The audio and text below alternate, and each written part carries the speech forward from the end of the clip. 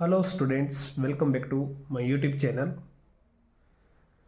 आज की इस वीडियो के अंदर हम फाइनेंशियल स्टेटमेंट विद एडजस्टमेंट जो कि चैप्टर हम कर रहे थे उसका थर्ड न्यूमेरिकल डिस्कस करेंगे, जिसके अंदर हमारे पास प्रोविज़न फॉर डाउटफुल डेब्ट से रिलेटेड एडजस्टमेंट रहेगी। तो इससे पहले हम कुछ पार्ट्स अपलोड कर चुके हैं जिसके अंदर आपको एडजस्टमेंट भी बताई गई हैं ब्रीफ में और उनके न्यूमेरिकल भी कराए गए हैं। तो ये पार्ट नंबर आपका 6 रहेगा। तो क्वेश्चन शुरू करते हैं जी। हमारे पास है on 31 March 2023 the flowing trial balance was extracted from the books of Mohan. कि मोहन की बुक से हमने क्या करा है, ट्रायल बैलेंस को बना रखा है। और ट्रायल बैलेंस की हमारे पास डेबिट साइड गिवन है और आपके पास क्रेडिट साइड गिवन है। और इसके बाद हमें कुछ एडजस्टमेंट भी गिवन है और एडजस्टमेंट आपने अच्छे से रीड करना है। जैसे प्राइवेट परचेज है, कुछ डेप्रीशिएट से रिलेटेड है, सैलरी, प्रीपेड इंश्योरेंस, प्रोविज़न की है एडजस्टमेंट और क्लोजिंग स्टॉक से रिलेटेड है। तो वन बाय वन को डिस्कस करते हैं। जैसे प्राइवेट परचेज है आपकी, amount ₹4,000 have been debited to purchase count. कि आपने 4,000 रुपये की कुछ पर्सनल परचेज करी थी जिसे आपने परचेज काउंट में लिख दिया है। तो फर्स्टली हम क्या करते हैं, एडजस्टमेंट को सारे को मार्क करते हैं जैसे कि हमने पहले भी क्वेश्चनों में करा है, सिमिलर वही प्रोसेस रखेंगे। डेप्रिसिएट है land and building and motor vehicle. तो land and building and motor vehicle पर भी आप टिक कर लीजिए, हमारे पास एडजस्टमेंट है दोनों पर। नेक्स्ट है सैलरी आउटस्टैंडिंग, तो सैलरी पर एक टिक लगा लीजिए। नेक्स्ट है हमारे पास prepaid insurance and provision for doubtful डेप्ट की। तो एक इंश्योरेंस पर और एक डाउटफुल डेप्ट जो कि हमारा डेटर से रिलेटेड है।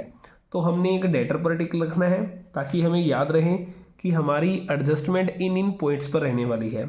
इसके लिए आप क्या करें, देखो प्रोविज़न की जो एडजस्टमेंट मोस्ट इंपॉर्टेंट है, आपने डेटर पे टिक लगा लो।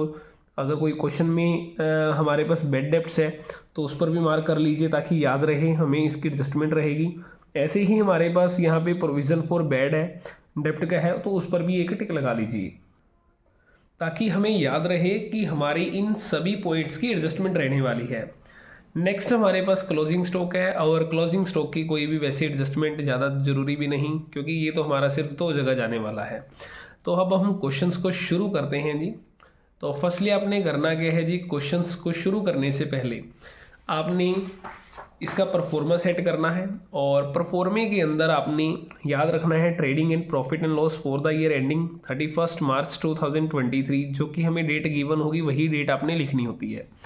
और ये आइटम्स तो आप पुट कर ही लीजिए क्योंकि ये आइटम तो हर एक क्वेश्चन के अंदर मिल ही जाती हैं। तो ज़्यादा से ज़्यादा अगर क्या होगा, नहीं मिलेगी तो आपने 0 लिख देना है बैलेंस, ठीक है जी। और सिमिलर ऐसे ही आपने क्या करना है, असेट साइड में जाना है और हमने क्लोजिंग स्टॉक को भी पुट कर लेना है क्योंकि क्लोजिंग स्टॉक भी हमें क्वेश्चंस के अंदर मोस्टली मिल जाता है। तो शुरू करते हैं जी, अब वन बाय वन शुरू करना है। देखिए अब आपने करना कैसे शुरू है जी, हमें देखो ड्राइंग गिवन है और कैपिटल गिवन है। तो फर्स्टली क्या चले, हम लायबिलिटी साइड चलते हैं क्योंकि देखो मैं इंतज़ार नहीं करूँगा कि मैं पहले परचेज को ढूंढूँ, ओपनिंग स्टॉक को ढूंढूँ, टाइम वेस्ट नहीं करना। आपको जो आइटम गिवन है उस आइटम को आप यूज़ कीजिए, कैपिटल लिखें, उसमें से माइनस करें ड्राइंग, क्योंकि देखो न्यूमेरिकल पोर्शन करते टाइम आपका टाइमिंग भी मोस्ट इंपॉर्टेंट है, ठीक है। टाइमिंग और एक्यूरेसी आपने याद रखनी है जी। तो 30,000 है हमारे पास और ड्राइंग 5,000 है, दोनों का डिफरेंस कर दीजिए, 25,000 आ गया जी, क्लियर है। और नेक्स्ट है हमारे पास डेटर्स, ठीक है जी। तो डेटर मेरे पास 20,000 है। तो फर्स्टली आप क्या करें, असेट साइड में जाएं और डेटर्स की वैल्यू लिखें जितनी भी है 20,000 रुपीज़ की, क्लियर है जी। और उसके बाद हम क्या करते हैं, इसकी प्रॉफिट एंड लॉस काउंट के अंदर भी एडजस्टमेंट रहेगी, जैसा कि आपको पहले भी बताया गया था पिछली वीडियोस के अंदर कि इसकी एडजस्टमेंट कैसे करनी है। देखिए फर्स्ट नंबर हम ट्रेडिंग काउंट बना रहे हैं, तो ट्रेडिंग काउंट के लिए आप मैक्सिमम 10 लाइन्स बहुत होती हैं रजिस्टर की या कॉपी की। तो मान लीजिए मैं मानकर चलता हूँ कि मेरा ट्रेडिंग काउंट यहाँ तक आ ही जाएगा, ठीक है जी। तो अब हम शुरू करते हैं यहाँ से। तो मेरे पास डेटर से रिलेटेड एडजस्टमेंट है, इसके लिए मैंने प्रीवियस वीडियो के अंदर आपको एक फॉर्मेट बताया था क्या रहने वाला है। बेड डेप्ट से लिखें जिसे हम ओल्ड बेड कहते हैं, प्लस करें आप न्यू बेड जो कि क्वेश्चंस के अंदर गिवन आपको मिलेगा एडजस्टमेंट में, प्लस करें आपने करना है न्यू प्रोविज़न और माइनस करना होता है आपने ओल्ड प्रोविज़न। तो ये आपने फॉर्मूला या कह लीजिए फॉर्मेट है, इसे याद रखना है। तो जैसे मेरे पास देखें जी बेड डेप्ट्स, तो बेड डेप्ट्स 500 है, जिसे हम कहते हैं ओल्ड बेड डेप्ट। तो ओल्ड बेड डेप्ट की वैल्यू 500 है। देखो जो न्यू बेड होता है वो आपको एडजस्टमेंट में गिवन मिलता है। फिलहाल इस क्वेश्चंस के अंदर आपको जो न्यू बेड है वो गिवन नहीं, तो इसलिए इसे इग्नोर कीजिए। देन मेरे पास होता है जी न्यू प्रोविज़न।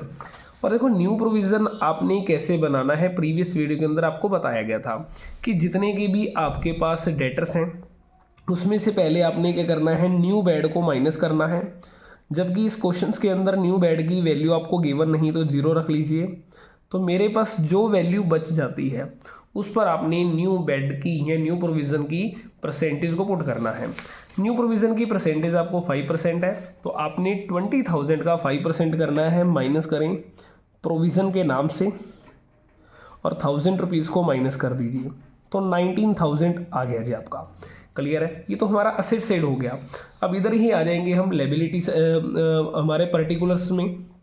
तो न्यू बेड आपके पास 0 है, जबकि मेरा न्यू प्रोविज़न आ गया 1000 का, टोटल हो गया 1500। अब मुझे करना है ओल्ड प्रोविज़न, जो कि ओल्ड प्रोविज़न मेरा गिवन होगा ट्रायल बैलेंस के अंदर, ठीक है, जिसकी वैल्यू है 700। तो आपने इसमें से माइनस कर देना है 700, रिमेनिंग वैल्यू आ जाएगी 800। क्लियर है जी। तो इस तरीके से आप जैसे जैसे कोई पॉइंट आ रहा है उसको करते रहें। आप इंतजार मत करें कि पहले मैं ट्रेडिंग बनाऊंगा, then profit and loss, then balance sheet. लो जी, नेक्स्ट है मेरे पास इंटरेस्ट ऑन लोन से रिलेटेड एडजस्टमेंट, जो कि सिंपल है, मेरी प्रॉफिट एंड लॉस की अमाउंट है। तो इंटरेस्ट ऑन लोन लिख देंगे, हमारे पास वैल्यू आ जाएगी 300 रुपीज़ की। नेक्स्ट है हमारे पास कैश, और कैश जाएगा आपका असेट साइड में, और कैश की वैल्यू है मेरे पास 2000 रुपीज़। तो लो जी 2000 आ जाएगा। नेक्स्ट है मेरे पास स्टॉक। देखो जो स्टॉक ट्रायल बैलेंस के अंदर गिवन होगा वो हमारा ओपनिंग स्टॉक है जी। तो ओपनिंग स्टॉक की वैल्यू आपको 6800 गिवन है। वैसे भी कभी कभार क्वेश्चंस के अंदर क्या होगा, आपको यहाँ पे डेट भी मेंशन होगी इसकी, जैसे कि यहाँ पे लिखा नहीं, वैसे इसकी डेट जो मेंशन होती है 1 अप्रैल 2022 आपके पास, ठीक है जी। मोटर व्हीकल मेरी असेट्स है जी। तो मोटर व्हीकल को मैंने असेट साइड में लिखना है, जिसकी वैल्यू मेरे पास है जी 10,000, और इस पर डेप्रीसिएशन भी है। तो मोटर व्हीकल आप लिखें 10,000, और उस पर हमारा डेप्रीशिएट चेक कर लीजिए, डेप्रीशिएट हमारे पास कितना है जी 20% है। तो आपने 10,000 का 20% जो डेप्रीशिएट है 2,000 रुपीज़ आपने माइनस करने हैं, तो मेरे पास 8,000 आ गया। और यही 2,000 हमारा प्रॉफिट एंड लॉस काउंट की डेबिट साइड में आएगा टू डेप्रीसिएशन ऑन जो व्हीकल है मेरा, या मोटरसाइकिल है, तो मेरे पास 2,000 रुपीज़ का आ जाएगा। ठीक है जी। नेक्स्ट है हमारे पास, ठीक है, बैंक बैलेंस, और जो बैंक का बैलेंस है 3,500, तो बैंक आ जाएगा जी 3,500 रुपीज़। लो जी, नेक्स्ट है मेरे पास लैंड एंड बिल्डिंग, उस पर भी एडजस्टमेंट है। तो लैंड एंड बिल्डिंग मेरी असेट्स है, लैंड एंड बिल्डिंग आप लिखें 12,000, ठीक है जी 12,000 है। और उस पर जो डेप्रीशिएट था हमारा 2.5%, तो लो जी आपने डेप्रीशिएट करना है। देखो 12,000 का जो 5% होता है वो हमारे पास 600 होता है, और उसका आप हाफ कर दीजिए, क्योंकि 2.5% आप लगाएंगे तो 300 निकल कर बाहर आएगा, तो 11,700 आ गया। और यही 300 रुपीज़ जो मेरा डेप्रीशिएट यहाँ पे भी नोट किया जाएगा, to depreciate on land and building. ठीक है जी, सारी चीज़ें एक साथ करते रहें ताकि हमारी कोई भी गलती की पॉसिबिलिटी ना रहे। नेक्स्ट है मेरे पास जी बेड डेप्ट हो गया। परचेज आपने लिखनी है 66,000, लो जी परचेज लिख लीजिए 66,000, क्लियर है। और इसके बाद मुझे सेल्स रिटर्न, देखो इस पर भी एडजस्टमेंट है, अभी मैं होल्ड कर रहा हूँ क्योंकि मेरे को रिटर्न भी देखना है, रिटर्न मिलेगा कहीं ना कहीं। देखो रिटर्न ये रहा, परचेज रिटर्न मेरे पास है 1,500 का, तो यहाँ मैंने माइनस करना है 1,500। लो जी ये 1,500 माइनस करेंगे 64,500 आ जाएगा। और अगर आपको याद हो, हमने फर्स्ट एडजस्टमेंट जो रीड करी थी प्राइवेट परचेज की, तो वो प्राइवेट परचेज मेरी 4,000 है, मुझे इसमें से भी माइनस करना होगा। अगेन प्राइवेट परचेज जो कि मेरी 4,000 है, इसे मैं माइनस कर दूंगा, तो मेरे पास 60,500 आ जाएगा।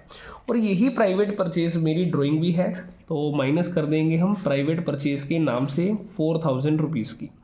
तो लो जी ये 21,000 रुपीज़ आपका यहाँ तक हो गया है जी।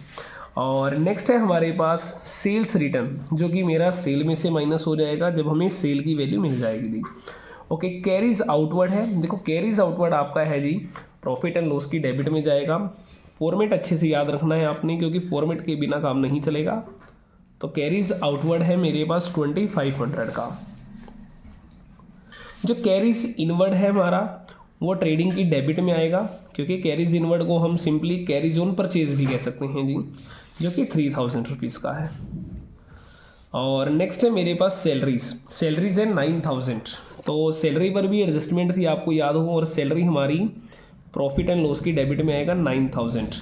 अगर चेक करें सैलरी की जो एडजस्टमेंट हमें गिवन है 200 आउटस्टैंडिंग, तो आपने यहाँ पे आउटस्टैंडिंग ऐड करना है 200 रुपीज़ का, तो 9200 हो चुका है। लो जी आउटस्टैंडिंग सैलरी है, इसे आपने साथ में लेबिलिटी में भी लिखना है, थोड़ा सा गैप देकर, ताकि हमें याद रहे भी नेट प्रॉफिट भी आपने जोड़ना है। आउटस्टैंडिंग सैलरी मेरी आ जाएगी 200 रुपीज़ की। देखिए नेक्स्ट है हमारे पास सैलरी के बाद रेंट एंड इंश्योरेंस।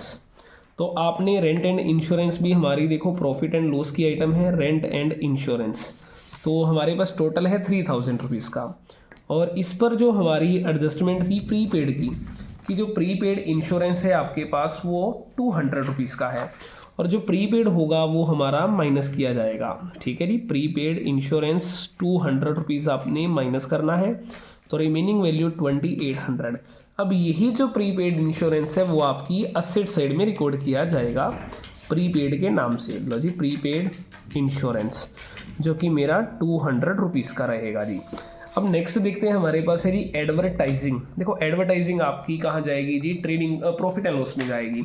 अब देखो अगर यहाँ तक मुझे लग रहा है कि ट्रेडिंग मेरा सिर्फ ओनली 4 या 5 लाइन्स में आया है और नीचे गैप कम रह गया है, तो हम इसे ऊपर भी लिख सकते हैं टू एडवर्टाइजिंग।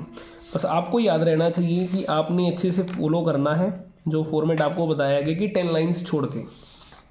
नेक्स्ट है जनरल एक्सपेंसेस। जो जनरल एक्सपेंसेस है वो आपका भी प्रॉफिट एंड लॉस में जाएगा टू जनरल एक्सपेंसेस। ठीक है जी, 3400 रुपीज़ का। लो जी नेक्स्ट है बी आर होते हैं आपके बिल्स रिसीवेबल, और जो कि हमारी असेट्स है, तो गैप कम रह गया नीचे। लो जी कोई बात नहीं, बी आर आ जाएगा हमारे पास 6000 रुपीज़ का, यहाँ लिख लेते हैं। लो जी इसके बाद मेरे पास एक क्लोजिंग स्टॉक की एडजस्टमेंट जो बार बार रह रही है उसको भी लिख लेंगे हम। क्लोजिंग स्टॉक 7000 है, इस 7000 को यहाँ नोट कीजिए, और साथ ही साथ मुझे क्लोजिंग स्टॉक की वैल्यू 7000 यहाँ लिखनी है। लो जी हमने क्या करा है, ट्रायल बैलेंस की जो सारी की सारी डेबिट साइड हम कवर कर चुके हैं, अब क्रेडिट साइड की बारी है बस, और सारा कुछ हमने रिकॉर्ड कर लिया है वैसे भी। लो जी क्रेडिटर्स हैं, कैपिटल हमने रिकॉर्ड कर ली, क्रेडिटर हमारा है 10000 का।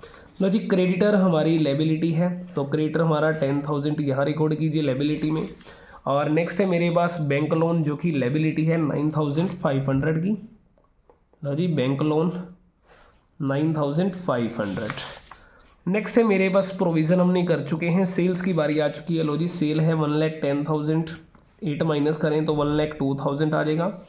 नेक्स्ट है मेरे पास परचेज रिटर्न रिकॉर्ड हो चुका है। डिस्काउंट देखो क्रेडिट में आने का मतलब होता है डिस्काउंट रिसीव्ड, तो इस डिस्काउंट रिसीव्ड को हमने कहाँ लिखना है, प्रॉफिट एंड लॉस की क्रेडिट साइड में लिखना है बाय डिस्काउंट के नाम से, या डिस्काउंट रिसीव्ड भी लिख सकते हैं 500 का।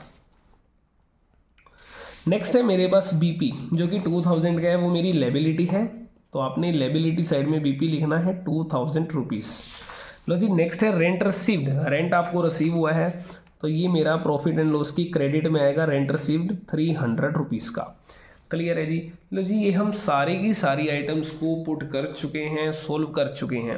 अभी भी देखा जाए तो अगर स्पीड अगर चेक करें तो आपकी 14 मिनट्स हुए हैं, और जिसके अंदर मैं बोल रहा हूँ अगर देखें सिंपली आपको इस क्वेश्चंस को मैक्सिमम 15 मिनट्स में कवर करना ही करना है, क्योंकि 15 मिनट्स में अगर आप कवर कर लेते हो तो समझ लीजिए आपका पेपर टाइम पे हो जाएगा।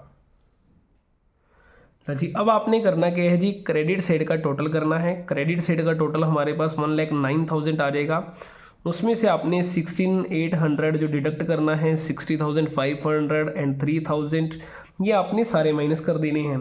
करने के बाद आपके पास जो डिफरेंस आ रहा है वो 38,700 का आया है, जिसे आपने 2 GP के नाम से पुट करना है 38,700। लो जी तो अब हमारे पास टोटल हो जाएगा 1,09,000 रुपीज़। अब ये जो आपके पास 38,700 का जीपी आया है, इसको आपने क्रेडिट साइड पुट करना है प्रॉफिट एंड लॉस की। अब हम प्रॉफिट एंड लॉस अकाउंट की जो क्रेडिट साइड है उसका एक बार टोटल कर लेंगे जी। और क्रेडिट साइड का अगर आप टोटल कर लेते हैं तो आपके पास 39,500 बनेगा। उसमें से आपने करना क्या है जी, डेबिट साइड जो आइटम लिखी है जैसे 3,400 माइनस कर दीजिए, 3,500 आपका माइनस है। देन आपने 800 को माइनस करना है, 300, 2,000, 300, 2,500, 9,200 एंड 2,800 भी माइनस करना है। तो ये सारा माइनस करने के बाद आपका जो तैयार होगा जी आंसर, वो होगा नेट प्रॉफिट, जो कि मेरे पास 14,700 है जी। और लास्ट में इनका आपने कर देना है टोटल, जो कि 39,500 का बनेगा दोनों साइड का। क्लियर है जी। तो देखिए आप कैलकुलेशन कर सकते हैं, कैलकुलेशन आप कीजिए। और हमारे पास जो नेट प्रॉफिट आया है, इस नेट प्रॉफिट को मैंने ऐड कर देना है यहाँ पे 14,700। तो 007 देन 5, लो जी 35,700 बनता है। अब हमने इन दोनों का टोटल करना है डेबिट से liability side and asset side का।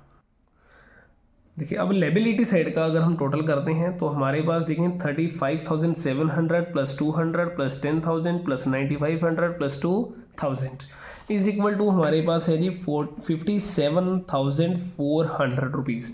सिमिलर आपने क्या करना है जी, अब असेट साइड का भी टोटल कर लेना है कि असेट साइड का टोटल हमारा क्या रहने वाला है। तो फर्स्ट नंबर हमारे पास 6,000 है, देन प्लस कर देते हैं 7,000। नेक्स्ट है जी हमारे पास 19,000 plus 2,000 plus 8,000 and 3,500, then 11,700 plus 200। लो जी अगर हम इसका भी टोटल करें तो हमारे पास टोटल सिमिलर आ रहा है जी 57,400 रुपीज़। क्लियर है जी। तो ये हमारे पास एक क्वेश्चन था जी जो हमने डिस्कस करा, जिसके अंदर हमने देखा कि किस तरीके से प्रोविज़न फॉर डाउटफुल डेब्ट की एडजस्टमेंट को आपने हैंडल करना है जी। तो आई होप कि आपको ये क्वेश्चन समझ आया होगा। देखो अगर क्वेश्चन समझ आया है तो वीडियो को लाइक ज़रूर करना, क्योंकि आपका जो लाइक है और जो शेयर है, कमेंट है, और एक टीचर के लिए मोटिवेशन का काम करता है। तो कहीं ना कहीं अगर आप शेयर करते हैं तो किसी न किसी भी बच्चे की हेल्प हो सकती है। तो ज़रूर इसको शेयर करें। Thank you.